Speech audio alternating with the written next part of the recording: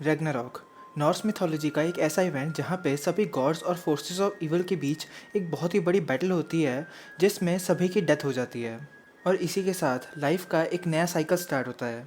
आप सोच रहे होंगे कि मैं आपको ये चीज़ क्यों बता रहा हूँ। वो इसलिए क्योंकि मुझे लगता है कि जो अटैक ऑन टाइटन की एंडिंग है वो इस एंडिंग के कुछ बहुत ही क्लोज होने वाली है। और मैंने जिन भी चीज़ों की इस वीडियो में बात की है अगर वो एट द एंड नहीं भी होती तो भी एक बहुत ही फन स्पेकुलेशन है करने के लिए। लेकिन शुरू करने से पहले मैं ये ज़रूर बताना चाहूँगा कि आज तक मैंने जितनी भी वीडियोस बनाई हैं इसमें मुझे सबसे ज़्यादा रिसर्च लगी है। और अगर आप मेरी मेहनत को अप्रिशिएट करके इस चैनल को एक बार सब्सक्राइब कर देंगे तो मुझे बहुत ही ज़्यादा खुशी होगी। और डेफिनेटली मैंने काफ़ी कोशिश की लेकिन मैं इस वीडियो को बिना मांगा स्पॉयलर्स के नहीं बना सकता। तो अगर आप लोग सिर्फ एनिमे वॉचर्स हैं तो इसको एक स्पॉयलर वार्निंग समझिए। तो इसी के साथ बिना और कोई देरी किए हम इस वीडियो को शुरू करते हैं। अभी सबसे पहले आप लोग सोच रहे होंगे कि आखिर नॉर्स मिथोलॉजी ही क्यों। वो इसलिए क्योंकि अटैक ऑन टाइटन के बहुत सारे एलिमेंट्स जो हैं वो नॉर्स मिथोलॉजी से ही इंस्पायर्ड हैं। फॉर एग्जाम्पल हम सबसे पहले नॉर्स मिथोलॉजी और अटैक ऑन टाइटन के वर्ल्ड्स की बात करते हैं। नॉर्स मिथोलॉजी में जो एसगार्ड किंगडम था उसके अराउंड बहुत ही बड़ी बड़ी दीवारें खड़ी करी गई थी जो कि एसगार्ड के गॉड्स को योटनार जाइंट्स से बचाने के लिए थी। उसी तरह से जो अटैक ऑन टाइटन की वॉल्स हैं वो ह्यूमैनिटी को टाइटन्स के हमलों से बचाती हैं। और सिर्फ इतना ही नहीं बल्कि जो अटैक ऑन टाइटन की वॉल्स हैं वो टाइटन से ही बनी हुई हैं। इन सेम वे जो एसगार्ड की वॉल्स थी उसे भी एक योटनार जाइंट ने ही बनाया था। जो एसगार्ड था वो बाकी के 9 रेल्म से बिल्कुल ही सेपरेटेड था। इन सेम वे जो अटैक ऑन टाइटन में पैराडिस आइलैंड है वो बाकी की ह्यूमैनिटी से बिल्कुल ही सेपरेटेड है। यही इंस्पिरेशन हम कुछ कैरेक्टर्स में भी देख सकते हैं जैसे कि नॉर्स मिथोलॉजी में गॉड ऑफ वॉर टियर ने अपनी आर्म गंवा दी थी फेनरियर को। और जहाँ तक मुझे याद है अटैक ऑन टाइटन में भी एक ऐसा कैरेक्टर था जिसने अपनी राइट आर्म गंवाई थी। या फिर लीवाई जिसे कि ह्यूमैनिटी का स्ट्रॉन्गेस्ट सोल्जर कहा जाता है और टाइटन्स को मारने में एक्सपर्ट है। उसी तरह थॉर को भी स्ट्रॉन्गेस्ट वॉरियर अमंग गॉड्स कहा जाता था और उसकी भी जाइंट्स को मारने में स्पेशलिटी थी। आपको लगेगा कि ये सिर्फ कुछ कोइंसिडेंसेस हो सकते हैं तो हम एक और की बात करते हैं ईमिर जिसे कि सभी टाइटन्स और टाइटन शिफ्टर्स की प्रोजेनिटर कहा जाता है। उसका तो इवन नेम भी नॉर्स मिथोलॉजी से ही लिया गया है। नॉर्स मिथ्स में ईमिर जो था वो सबसे पहला और सबसे प्रिमिटिव लाइफ फॉर्म था। और जब 3 भाई ओडिन विली और वे ने ईमिर को मार दिया उसकी डेड बॉडी से ही सारे के सारे 9 रेल्म्स बने थे।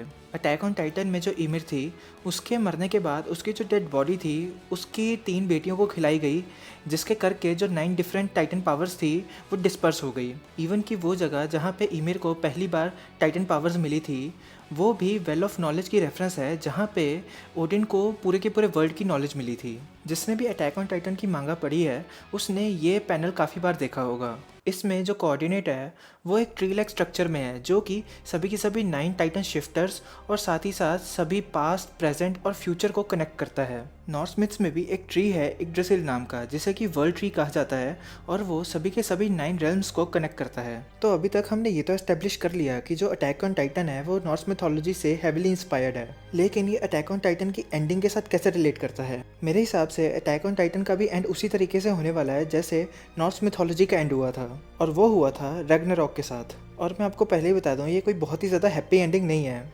डिपेंडिंग अपॉन कि आप इसको किस नज़रिए से देखते हैं। इस पॉइंट से मैं मांगा के लेटेस्ट चैप्टर 132 तक की बात करूंगा तो मुझे लगा कि मैं आपको पहले से एक स्पॉइलर वार्निंग दोबारा दे दूं तो सही रहेगा। ओके सो अब आगे बढ़ते हुए जैसा कि मैंने पहले ही बताया था कि जो काफ़ी सारे कैरेक्टर्स हैं वो नॉर्स गॉड्स से इंस्पायर्ड हैं और इनमें से सबसे पहला जिसकी मैं बात करने वाला हूँ वो है हमारा मेन कैरेक्टर एरन जो कि आई बिलीव एक्चुअली लोकी से इंस्पायर्ड है। और प्लीज़ आप एक बार के लिए वो जो मार्वल वाला लोकी है उसकी इमेज अपने दिमाग से निकाल दीजिए। लोकी को एक गॉड कंसीडर किया जाता था और डिवाइन बींग्स के अमंग उसकी एक बहुत ही हाई रैंकिंग थी। उसी तरह से जैसे एरन शुरुआत में एक हीरोइक कैरेक्टर होता था लेकिन ड्यू टू सर्टेन इवेंट लोकी को इम्प्रिजन किया गया था जिसकी कि मैं यहाँ पे डिटेल में बात करने नहीं वाला क्योंकि वो एक बहुत ही लंबी कहानी है। लेकिन ये मैं ज़रूर बताऊँगा कि वो जो कहानी है वो एरन के इम्प्रिजनमेंट के साथ भी मैच करती है। जब लोकी वहाँ से भाग निकला तब उसने ईवल फोर्सेस को लीड किया था रैग्नारॉक की बैटल के टाइम इंक्लूडिंग योटनार जाइंट्स। और यही सेम चीज़ें एरन भी कर रहा है। वो भी अपने प्रिजन से भाग निकला और अब वो फाउंडिंग टाइटन की पावर की हेल्प से सभी कोलोसल टाइटन्स को रिलीज़ करके मार्ले की तरफ बढ़ रहा है। और अगर वो सच बोल रहा है तो जो उसका गोल है वो पूरे के पूरे वर्ल्ड को डिस्ट्रॉय करना है। अभी हम बात करते हैं ज़ीक की। ज़ीक जो है वो योरमनगंडर से इंस्पायर्ड है, जो कि था वर्ल्ड सरपेंट। योरमनगंडर ने रैग्नारॉक के टाइम पे अपना पॉइजन पूरी की पूरी सी में फैला दिया था और उसके करके सभी जो मरीन क्रीचर्स थे वो इंटॉक्सिकेटेड हो गए थे। ये सेम चीज़ आप अटैक ऑन टाइटन में ज़ीक के साथ देख सकते हैं, क्योंकि ज़ीक ने भी अपनी स्पाइनल फ्लूइड मिलिट्री की वाइन्स में मिला के बाद में उन्हें टाइटन्स बनाया। हाँ, मैं मानता हूँ कि ये एग्जैक्टली सिमिलर नहीं है, लेकिन मेरे हिसाब से ये इवेंट एक तरह से इंस्पिरेशन ज़रूर रही होगी। और इसी चीज़ को कंटिन्यू करते हुए हमारे पास है लीवाई और ज़ीक की फाइनल बैटल। जैसा कि मैंने आपको पहले ही बताया, लीवाई का कैरेक्टर थॉर से इंस्पायर्ड है। रैग्नारॉक के टाइम पे भी जो थॉर का ओपोनेंट था वो योरमनगंडर ही था।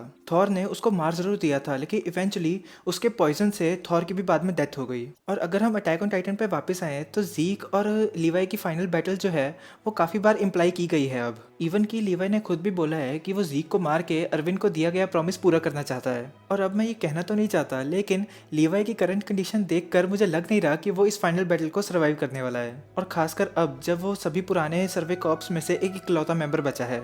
तो इसके बाद अब हम एरन पे वापस आते हैं। रैग्नारॉक के टाइम पे लोकी को इवेंचुअली हाइमदाल ने मारा था। तो आखिर हमारी अटैक ऑन टाइटन की स्टोरी का हाइमदाल कौन हो सकता है? मुझे इसके दो कैंडिडेट्स लग रहे हैं मोस्ट प्रोबेबली, जिनमें से पहला है आर्मिन और दूसरा है राइनर। हाइमदाल कहा जाता था कि वो सब कुछ देख सकता था और इवन की उगती हुई घास की भी आवाज़ सुन सकता था। इन सेम वे आर्मिन भी हमेशा सब कुछ देखता, सुनता और एनालाइज करता है, और वो भी एक तरह से सर्वे कॉर्प्स का गार्डियन है, बिल्कुल हाइमदाल की तरह। और अगर ये सही है तो ये मेरे हिसाब से एरन और आर्मिन के रिलेशनशिप का सबसे ज़्यादा ट्रेजिक और पोएटिक एंड होगा। अगर आपको याद हो तो एरन ने बोला था कि इस वर्ल्ड को बचाने वाला वो नहीं बल्कि आर्मिन होगा, तो इसलिए मैं 80% तो श्योर हूँ कि आर्मिन होगा, लेकिन 20% बेट मैं राइनर पे सिर्फ इसलिए लगा रहा हूँ क्योंकि जो राइनर और एरन की राइवलरी है वो काफ़ी टाइम से सेटअप की गई है। और इसके बाद स्टोरी भी मेरे हिसाब से दो तरीक़ों से एंड हो सकती है। पहला तो ये कि स्टोरी अपने माइथोलॉजिकल काउंटर पार्ट के साथ बिल्कुल सिंक में रहकर एंड करे। ये मैं इसलिए कह रहा हूँ क्योंकि रैग्नारॉक के टाइम पे क्या हुआ था कि सभी के सभी रेसेस इंक्लूडिंग गॉड्स और जायंट्स, उनकी रैग्नारॉक के टाइम पे डेथ हो गई थी। सिर्फ एक ह्यूमंस का छोटा सा ग्रुप था और कुछ गॉड्स थे जिन्होंने सरवाइव किया था, और उन ह्यूमंस ने ही बाद में अर्थ को वापस रीपॉपुलेट करना शुरू किया था, जिससे एक नया साइकिल ऑफ लाइफ शुरू हुआ था। और मांगा के करंट इवेंट्स देखकर तो मुझे ये ज़्यादा प्रॉबेबल एंडिंग लग रही है। हालांकि ये थोड़ी ज़्यादा ट्रेजेडी वाली एंडिंग है, लेकिन अटैक ऑन टाइटन कभी ट्रेजेडी दिखाने से पीछे रहा नहीं है। दूसरी एंडिंग जो कि मुझे पॉसिबल लग रही है वो है एक philosophical ending. Attack on Titan ने अपनी इस फिलोसॉफिकल थीम पे बहुत ही ज़्यादा फोकस किया है कि कोई भी कभी पूरी तरह से गलत नहीं होता, और जब तक आप खुद दूसरे की पोजीशन में नहीं पहुंचते तब तक आप उनको नहीं समझ सकते, और सिर्फ एक दूसरे को समझ के ही अपने बीच की हेट्रेड को तोड़ा जा सकता है और एक बेटर फ्यूचर बनाया जा सकता है। और ये भी होते हुए लग रहा है क्योंकि इस टाइम पे मार्ले के सोल्जर्स और साथ ही साथ एल्डिया दोनों ही एक कॉमन थ्रेट को हराने की कोशिश कर रहे हैं, जो कि है एरन। और अब दोनों ही साइड्स एक दूसरे की पेन एक्सपीरियंस कर रही हैं, तो मेरे हिसाब से तो ये दोनों ही केसेस पॉसिबल हैं, लेकिन इन दोनों ही केसेस में मैं एरन को सर्वाइव करते हुए नहीं देख रहा अब। तो ठीक है दोस्तों, ये थी मेरी आज की वीडियो।